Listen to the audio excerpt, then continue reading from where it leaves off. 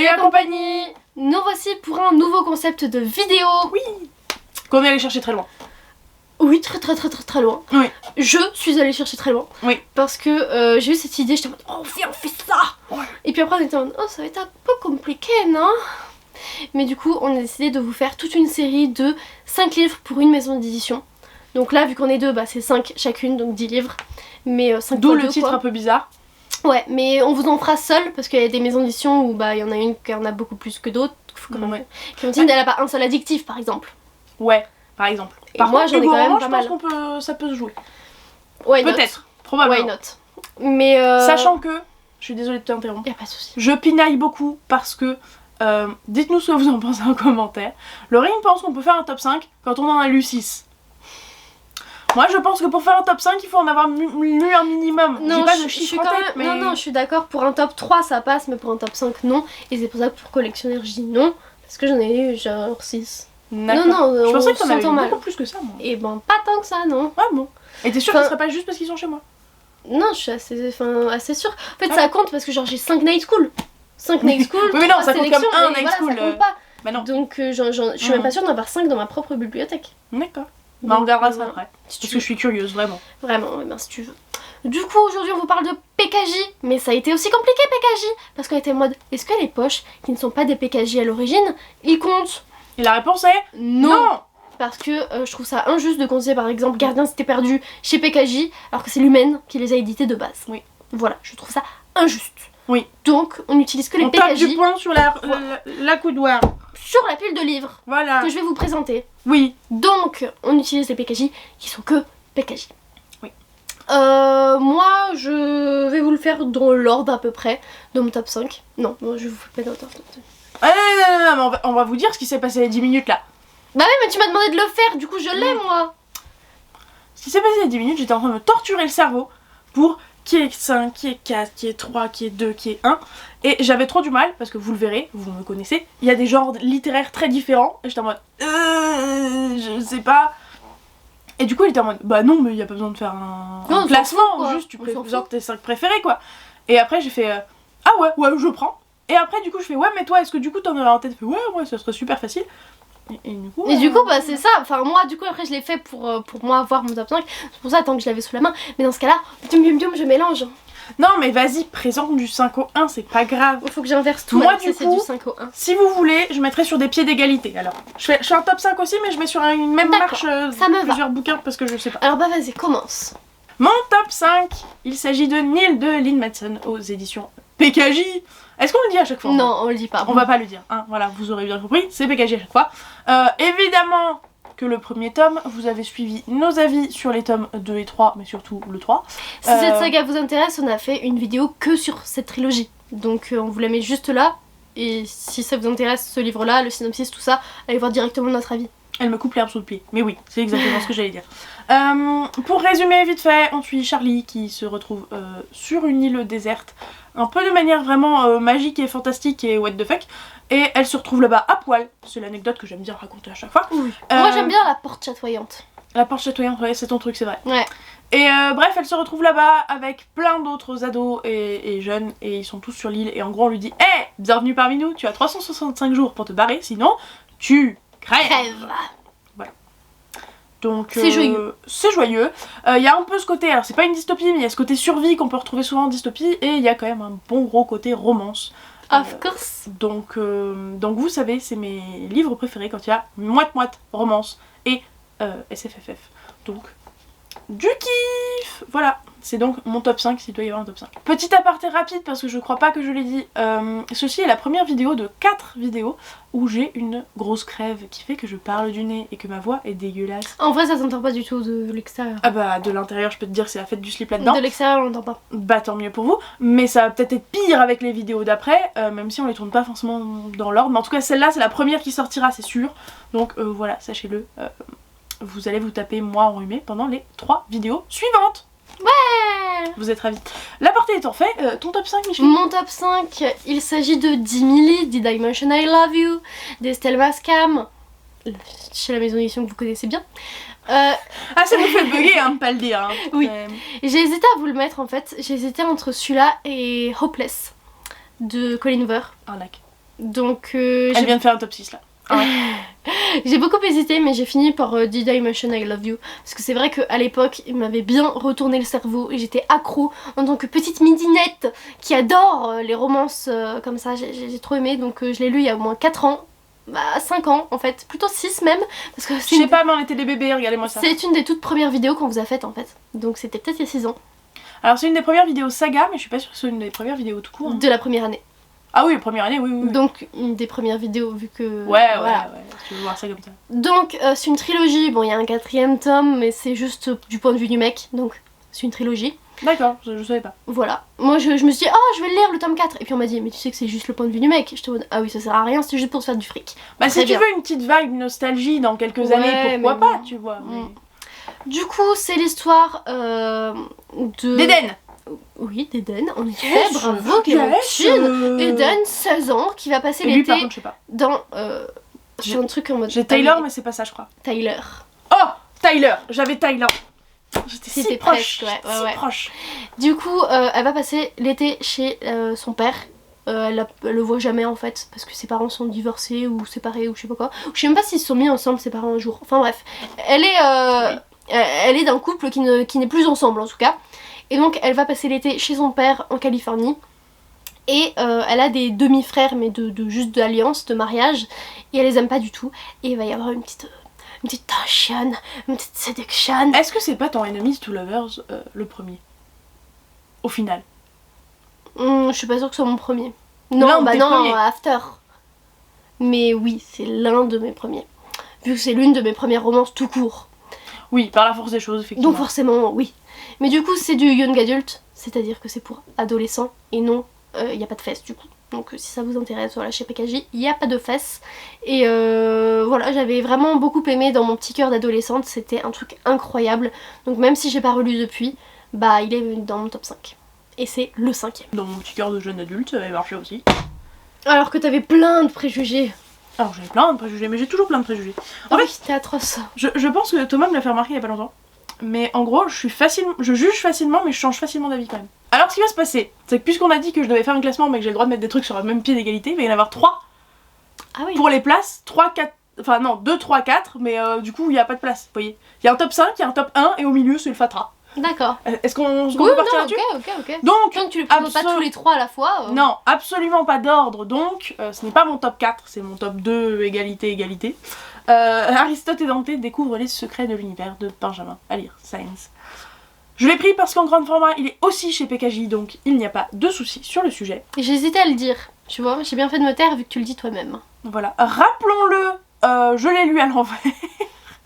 Qui sait ce que ça aurait donné si je l'avais lu à l'endroit? On ne saura jamais. Peut-être qu'il t'a le plus marqué comme ça. Mais je vous jure que le tome 2, je le lirai à l'endroit. Faut pas déconner non plus. Une fois qu'il sortira en poche. Ouais, ça c'est autre chose. On parle pas de choses qui fâchent. Bref, donc, on suit Aristote et Dante, c'est quand même merveilleux. Un petit MM. Voilà, qui est une romance MM et qui... Bah, j'ai rien à dire de plus, c'est dans les années 80, c'était mon plot twist de fin, moi, mais en fait c'est au début. Littéralement, ça doit être la première ligne. Alors, attendez. Années 80, donc oui, ça se passe en 87. Moi, vraiment, c'est à la fin du chapitre 1, donc je l'ai vraiment découvert à la toute fin de ma lecture. The plot twist. Ça se trouve, je le reverrais complètement différemment si je savais que c'était dans les années 80 depuis le début. Peut-être, oui. Bah surtout ça expliquerait que l'homophobie soit encore plus forte que ce qu'elle est maintenant, en fait, ça justifie pas mal de choses. Bref, donc excellente romance sur le sujet évidemment queer, et surtout qu'un garçon se découvre, je sais plus s'il est bi, homosexuel ou quoi, mais en tout cas amoureux d'un autre garçon alors que bah il était en mode ouais je suis un homme viril. Voilà, une romance parfaitement adorable, magnifique, addictive et fabuleuse et incroyable, voilà. Et je sais même plus si tu l'as pas lu et si tu l'as lu ou pas, mais c'est un scandale. Je le lirai un jour, je pense. Ah bah t'as pas le choix. D'accord. Voilà. Mon top 4 a déjà été montré, puisqu'il s'agit du top 5 de Clémentine. Donc, Neil Litmatson. Je vous refais pas le topo parce que du coup elle l'a déjà fait, c'est dommage. Tu peux le faire avec porte chatoyante si tu veux, moi je l'ai pas vraiment dit. Mais quand Charlet. Ouais. Alors c'est Charlie, mais... Charlie, oui mais c'est Charlotte. Ça s'écrit Charlet, mais ça se dit Charlie. Oui, mais... Oh ta gueule. Non mais parce que je crois que vraiment dans le bouquin il y a Oui, un... je me il y a souviens, un truc je qui le est sais, ça. je l'ai lu aussi. Mais ça a fait bugger les Français, j'étais en mode bah oui mais ça se lit Charlie, c'est pour ça. Mais du coup, quand elle prend cette porte chatoyante, Ah. Voilà. Mais non, vraiment, c'est un de mes bouquins préférés. Je me souviens que ça m'avait mindfuck quand j'avais lu, parce qu'à l'époque, c'était la trilogie de Clem qu'elle a en intégrale. Oui. Et je me souviens que j'avais passé toute une nuit à lire le bouquin 1. Il manquait genre 70 pages, un truc comme ça. Et je me suis dit, putain, il est au moins 4h du mat. Faut que j'aille me coucher quand même. Et j'y étais allée, et vraiment, je l'avais lu d'une traite. Et j'ai trouvé ça incroyable. Et j'ai bien aimé la suite, même si bon, c'est de moins en moins bien à chaque fois. Ouais. Mais ce premier tome m'avait vraiment retourné le cerveau et j'ai trouvé ça dingue. Ensuite, vous comprenez bien que je peux pas comparer Wonder et Aristote et Dante, enfin je veux dire aucun rapport avec la choucroute, de R.J. Palacio. D'accord. C'est le silence de on dit pas la maison d'édition, mais vous avez compris. Ah. Bref, on parle d'Auguste, cœur sur Auguste. Je l'aime d'amour. Maintenant, tu sais que je suis en train de penser à ta bibliothèque. Tu sais que je fais jamais le lien entre les deux, moi. Et ben moi, tu viens de dire Auguste et je pensais juste à ta bibliothèque que t'as appelée Auguste. D'accord. Auguste est atteint d'une maladie et je pensais que c'était écrit sur la 4ème laquelle, pas du tout, mais il a une maladie purement physique, hein, ça ne lui cause rien intellectuellement parlant. Niveau mobilité, je crois qu'il est plus ou moins comme les autres, en tout cas il est pas en fauteuil roulant, mais il a une grosse déformation C'est juste sur sa tête, je crois. faciale. Je sais pas s'il y a pas un truc musculaire aussi, mais j'ai un doute. Moi j'ai plus le film en tête. Ah, peut-être aussi. Dans tous les cas, vous allez chez vos mamans. Pardon, excusez-moi. Mais bref, il a une déformation faciale, ce qui fait que il a été pendant la majorité de son enfance scolarisé à la maison. Parce que clairement, les enfants ne sont pas tendres, les enfants ne sont pas gentils. Et les parents, comme le gamin, avaient les pétoches et ils avaient bien raison, si vous voulez mon opinion. Puisque quand il prend enfin son courage à deux mains et qu'il dit ouais, moi je vais aller au collège avec les autres, il va s'en prendre plein la gueule. Allez.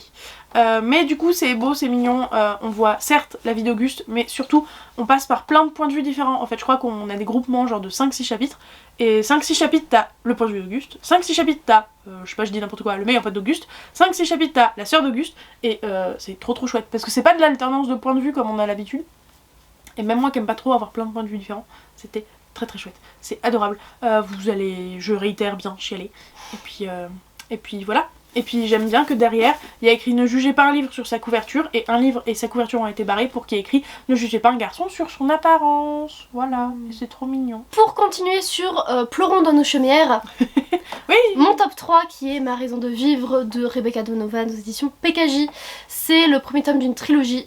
Et je me souviens pas de tout, mais je me souviens que j'avais pleuré. C'est à partir de 15 ans, et j'avais pleuré, et c'était atroce, et ça m'avait trop touchée.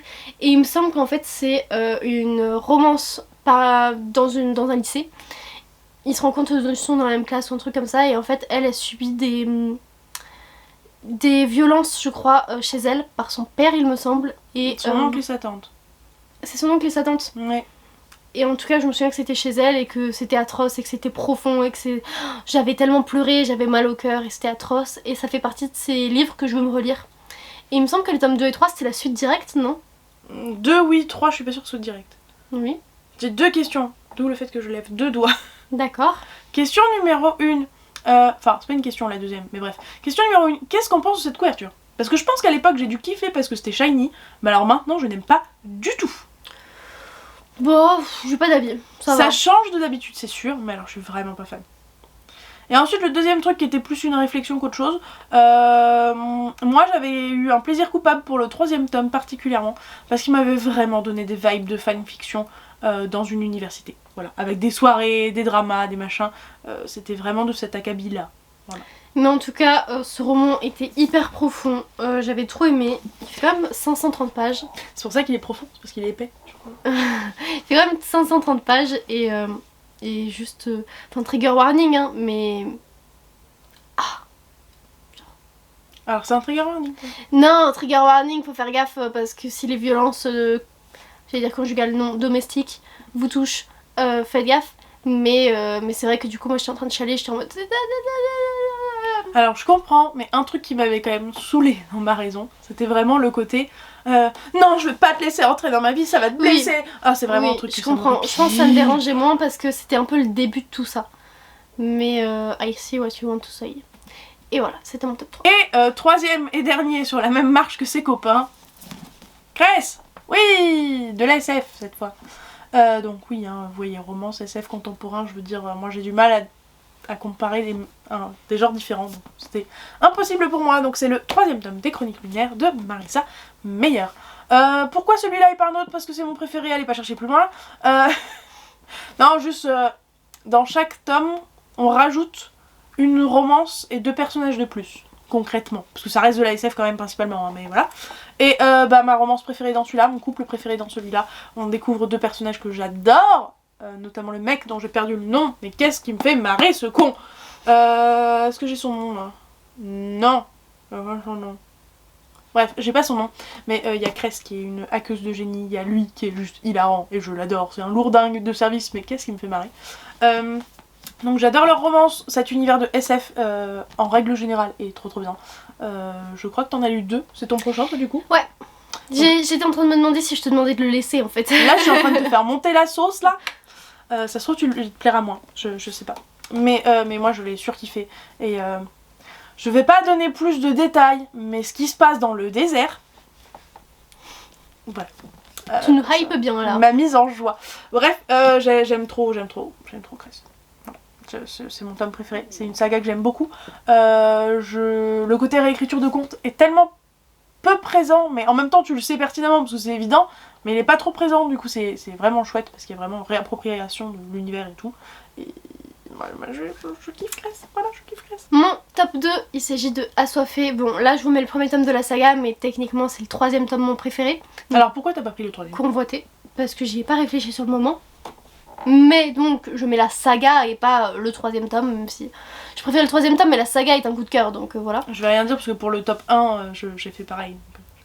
Donc mon top 2, Assoiffé de Tracy Wolff. Et donc c'est du Dark Academia avec plein de créatures surnaturelles. Donc il y a... J'ai pas envie de vous spoiler, mais il y a des vampires et il y a d'autres choses, moins classiques. Donc c'est pour ça que j'ai pas envie de vous spoiler parce que vous les attendrez jamais en fait. Donc voilà.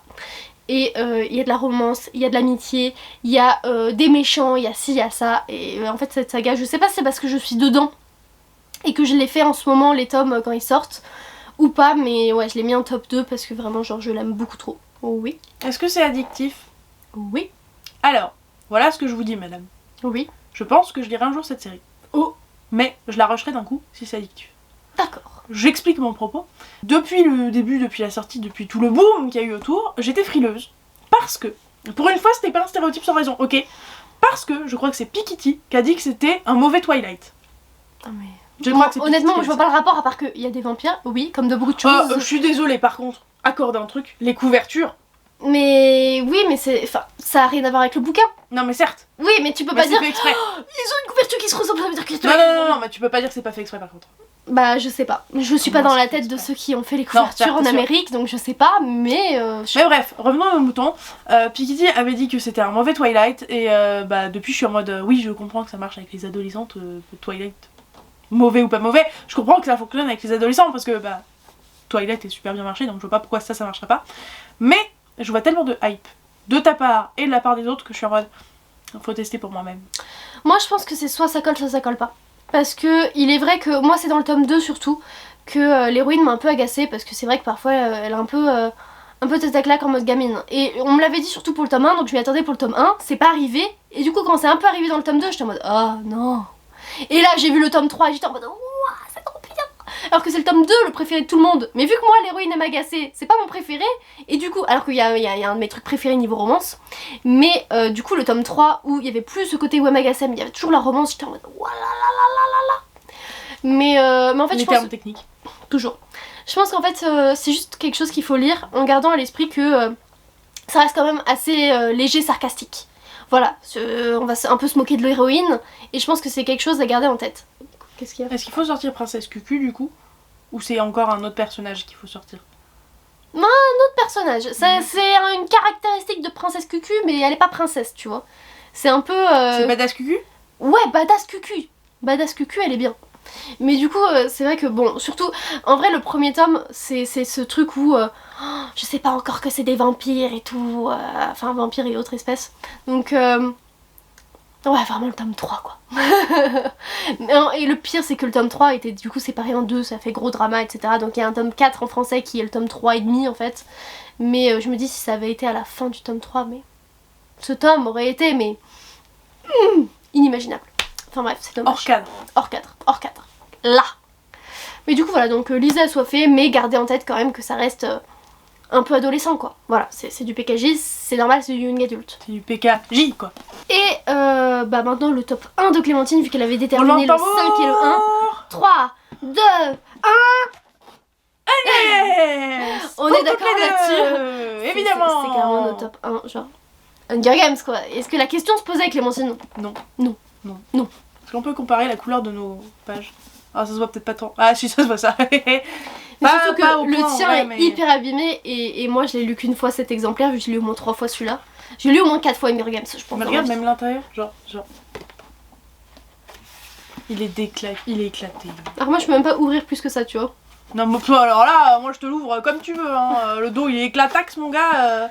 Pas de soucis. Enfin voilà, donc Hunger Games, je pense qu'on n'a pas besoin de vous faire le synopsis. Non. Mais regardez les films, lisez les livres. On va quand même dire que c'est Suzanne Collins, parce que je suis pas sûre qu'on l'ait dit. Suzanne Collins, aux éditions. PKJ. Oh. Ou pour être exact, Pocket Jeunesse. Voilà, ma version est si vieille qu'il n'y a même pas écrit PKJ dessus. Alors que là c'est PKJ. Oui.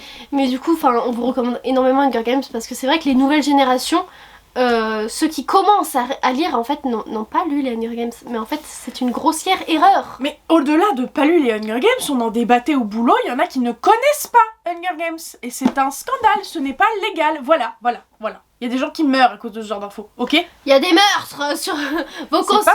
possible. Comment ça Voilà. il y a des gens qui connaissent pas Pita Melark, Ouais. ni Katniss Everdeen. Oui, parce que Gail, nous, on s'en fout. Ouais, c'est...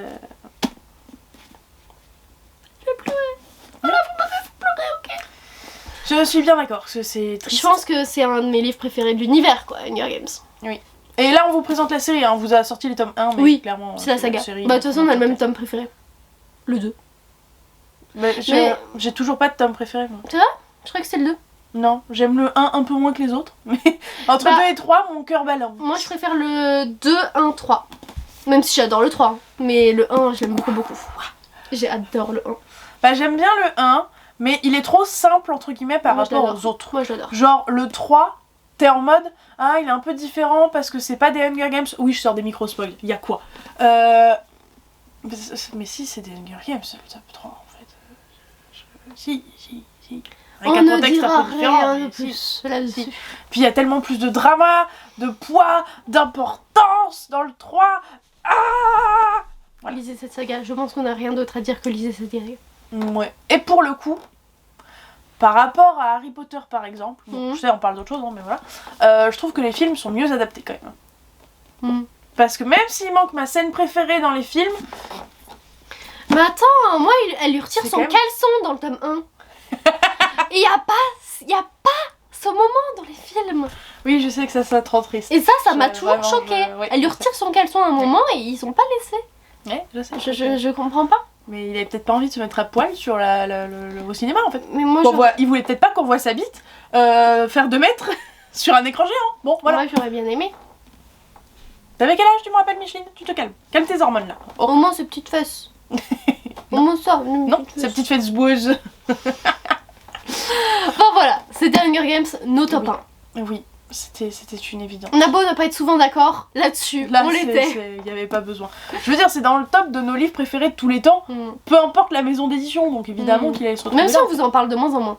Bah oui, parce que nous on estimait que c'était connu par tout le monde. Ouais, parce que Mais c'est comme Harry Potter.